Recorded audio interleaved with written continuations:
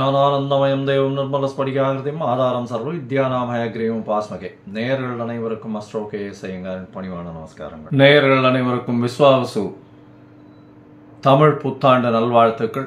எல்லாருக்கும் சௌக்கியமும் மங்களமும் உண்டாகட்டும்.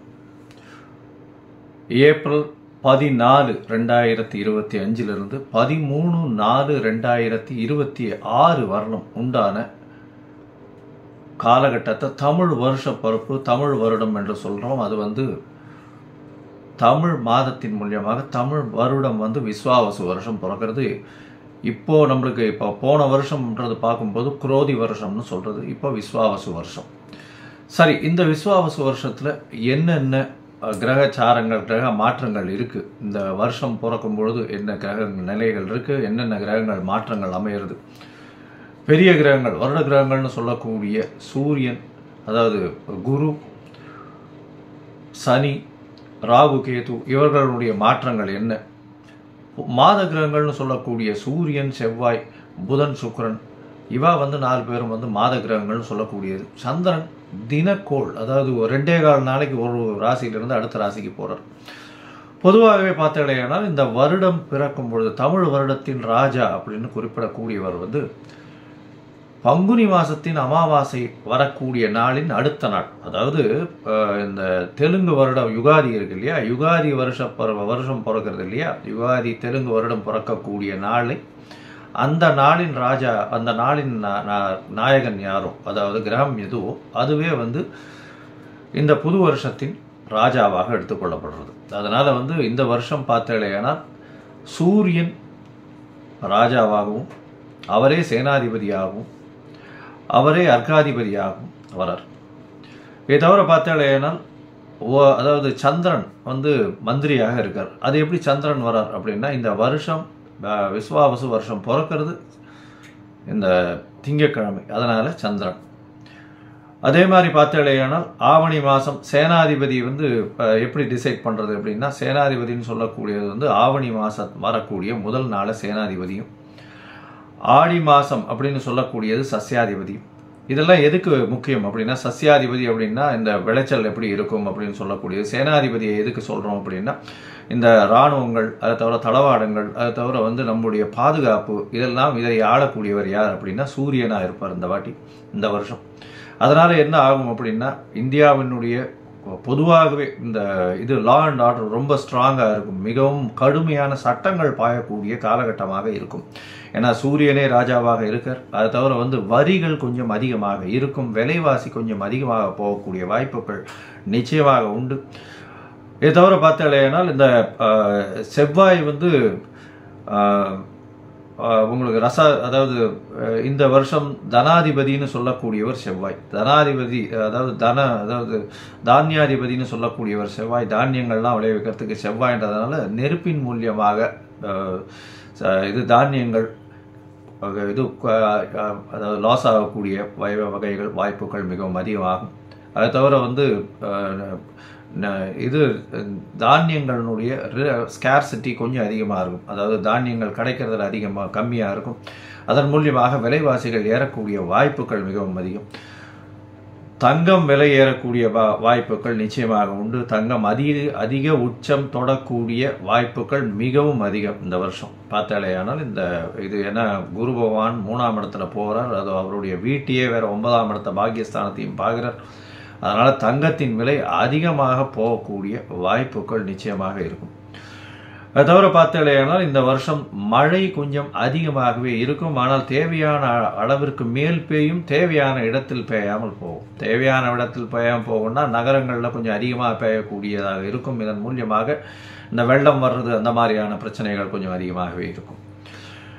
அதனால் தண்ணீர் பற்றாக்குறை சற்று இருக்கக்கூடிய காலகட்டமாகவே அமையும்.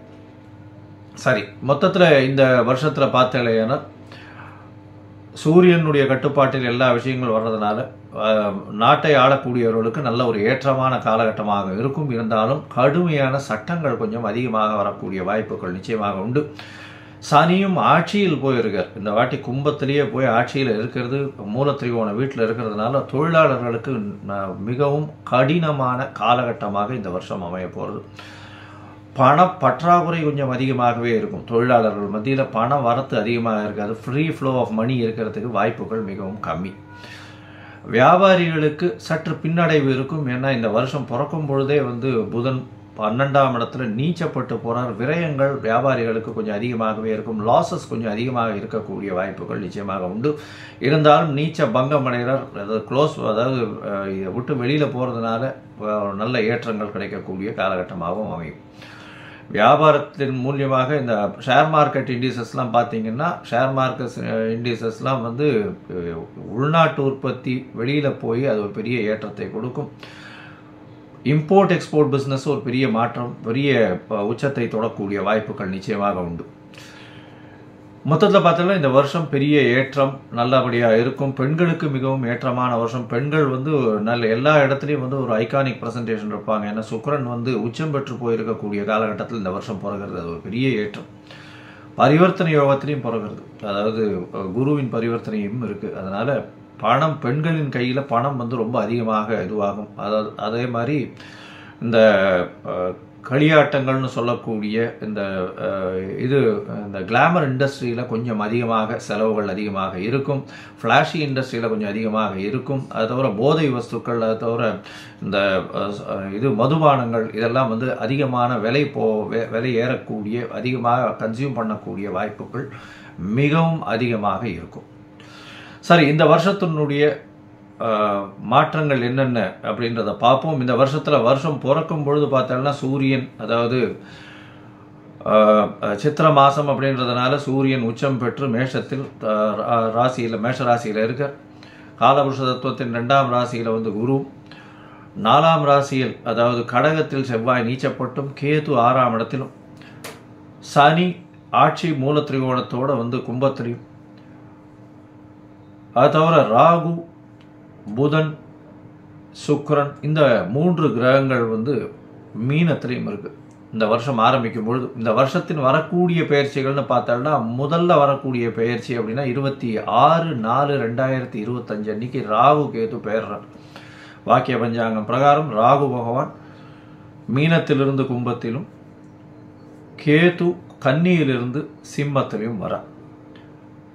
இந்த வருஷம் பார்த்தாலேயானால் குரு பெயர்ச்சி வருது. குரு 11/5/2025 குரு தன்னுடைய ரிஷப ராசியிலிருந்து மிதுன ராசிக்கு போகிறார். அதாவது அவர் வந்து பரிவர்த்தனை யோகத்தில் இருந்தார். ரிஷப ராசியிலிருந்து மிதுன ராசிக்கு போகிறார் குரு. இந்த வருஷத்தில் கடைசியில் மார்ச் 6ஆம் தேதி 2026ஆம் வருஷம்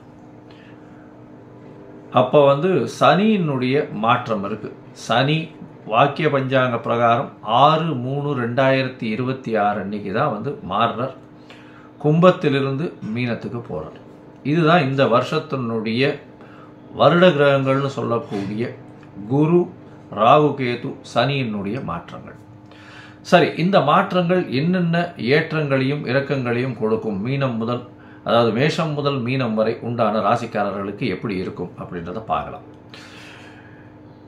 இது நடுவில் என்னுடைய மொபைல் நம்பர் ஸ்க்ராலிங்கில் வந்துட்டு இருக்கும். உங்களுக்கு அஸ்ட்ராலாஜிக்கல் கன்சல்ட் தேவைப்பட்டதுன்னா நீங்கள் எனக்கு ஃபோன் பண்ணுங்க. உங்களுக்கு உண்டான அப்பாயின்மெண்ட்டு தரேன்.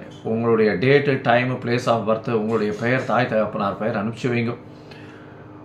என்னுடைய கட்டணம் என்னென்னு போடுறேன். அதுக்கப்புறம் உங்களுக்கு அப்பாயின்மெண்ட் தரேன். உங்களுடைய அப்பாயின்மெண்ட்டை போடும்போது உங்களுடைய ஹாரஸ்கோப் போடுவோம். ஹாரஸ்கோப்பில் சந்தி இருக்கான்னு முதல்ல பார்க்கணும். ஏன்னா நட்சத்திர சந்தி, பாத சந்தி, அது தவிர லக்ன சந்தி இதெல்லாம் இருந்ததுன்னா இந்த காலகட்டத்தில் நன்னா இருக்குன்னு நினச்சின்னு இருப்போம். ஆனால் நன்னா இருக்காது.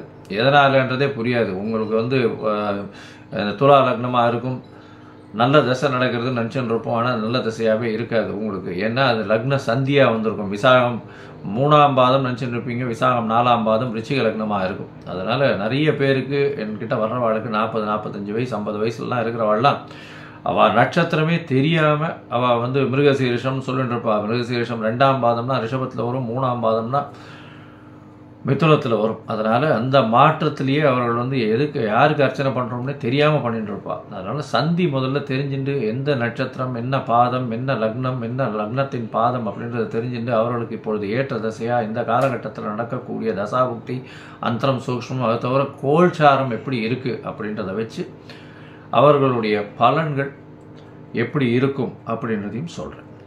சரி, இப்போ மேஷம் முதல் மீனம் வரை விஸ்வாசு வருஷம் 2025-26 ஏப்ரல் 14 முதல் 2025 ஏப்ரல் 13 வரை 2026 வரை உண்டான பலன்கள் ஒன்னொன்னா பார்க்கலாம். மிதுனம், மிருகசீரிஷம், திருவாதிரை, புனர்பூசம் இந்த 3 நட்சத்திரம் 9 பாதங்களை கொண்ட ராசி. ராசியின் அதிபதி அப்படின்னு சொல்லக்கூடியவர் புதன். இந்த வருஷம் பிறக்கும் பொழுது புதன் நீச்சப்பட்டாலும் நீச்ச பங்கம் அடைகிறார். அதனால ஒரு பெரிய விசேஷம். அதாவது மறைந்த வழியிலிருந்து ஒரு பெரிய ஏற்றம் கிடைக்கக்கூடிய வாய்ப்புகள் உண்டு. அதை தவிர பார்த்தேன்னா புதன் மாத கிரகம் அப்படின்றதுனால பொதுவாகவே இந்த வருஷ பலன்களை வருட கிரகங்களை வச்சு சொல்லுவோம். குரு, சனி, ராகு, கேத்துவனுடைய மாற்றங்களை வச்சு சொல்லுவோம். இந்த வருஷம் பார்த்தேனால் விஸ்வாவசு வருஷம் 14/4/2025 13/4/2026 வரலும் உண்டான காலகட்டத்தில் விஸ்வாவசு வருஷம்னு சொல்கிறோம். இந்த வருஷத்தில் உங்களுடைய ராசிக்கு பார்த்தோம்னா குரு வரார். 12ஆம் இடத்துல இருக்கக்கூடிய குரு உங்களுடைய ராசியிலே உட்கார்றார். என்ன சார் இது இவ்வளோ நாளாக அஷ்டமத்து சனி நீங்கள் போன வருஷம்லாம் சனி வக்கரம் இதாகிட்டார், பிரச்சனையாக இருக்குன்னு நீங்கள் எல்லா விஷயங்களையும் சொல்லிட்டு திருப்பியும் ஜென்ம குருன்னு சொல்கிறீங்க. ஜென்ம குரு வனத்திலேன்னு சொல்லுவாங்களே சார் அப்படின்னா கவலைப்பட தேவையில்லை. குரு பகவான் உங்களுடைய ராசியில் உட்கார்றதன் மூலியமாக நல்ல ஒரு ஏற்றம் கிடைக்கக்கூடிய காலகட்டமாக அமையப்போகுது. அவருடைய பார்வை குரு உட்கார்ற இடத்தோட அவருடைய பார்வை மிகப்பெரிய ஏற்றத்தை கொடுக்கும்.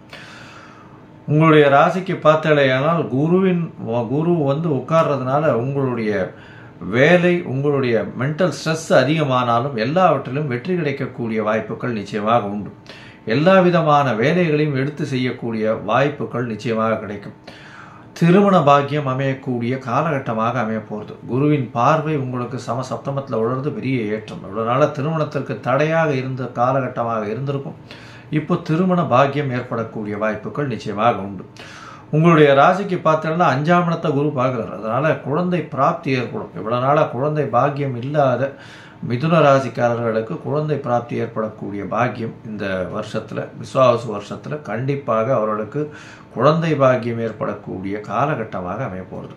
இதன் மூலியமாக அவர்களுக்கு ஒரு பெரிய பாக்கியம் கிடைக்கக்கூடிய காலகட்டம். ஏன்னா குழலினது யாழினது என்ப தம் மக்கள் மழலைச்சல் குயலாதோர் அப்படின்னு சொல்லக்கூடிய வள்ளுவனின் வாக்கு பிரகாரம் இப்போது தன்னோட குழந்தைகளை பார்க்கக்கூடிய வாய்ப்பு, குழந்தை பிராப்தி ஏற்படக்கூடிய வாய்ப்புகள் உண்டு.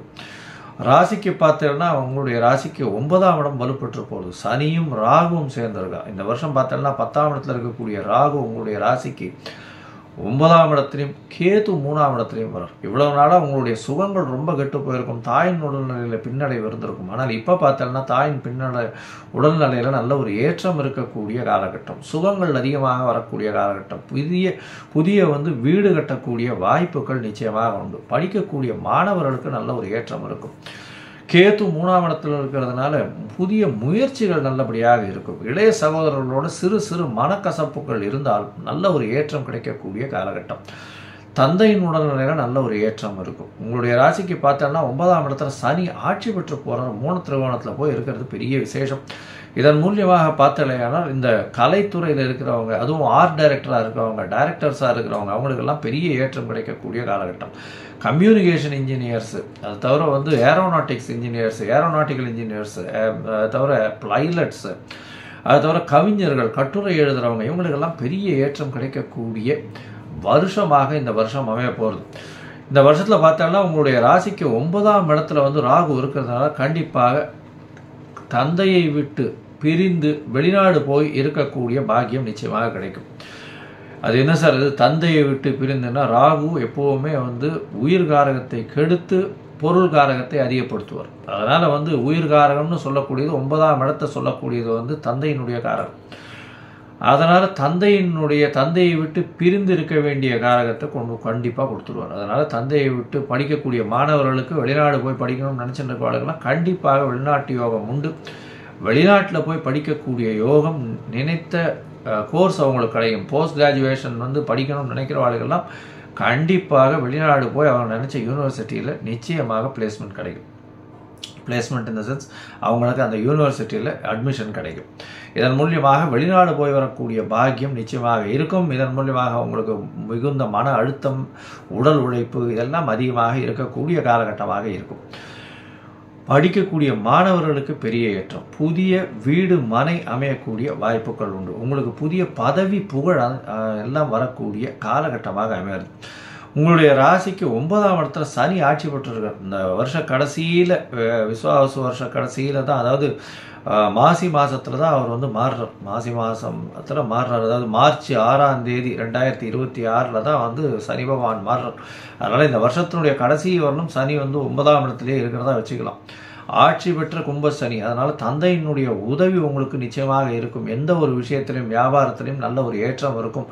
புதிய வியாபாரம் பண்ணக்கூடிய வாய்ப்புகள் உண்டு. வியாபாரத்தில் பெரிய ஏற்றம் இருக்கக்கூடிய காலகட்டமாக அமைய போகிறது. மொத்தத்தில் பார்த்தீங்களே, ஆனால் இந்த விஸ்வாவசு வருஷம் மிதுன ராசிக்காரர்களுக்கு பெரிய ஏற்றத்தை கொடுக்க போகிறது.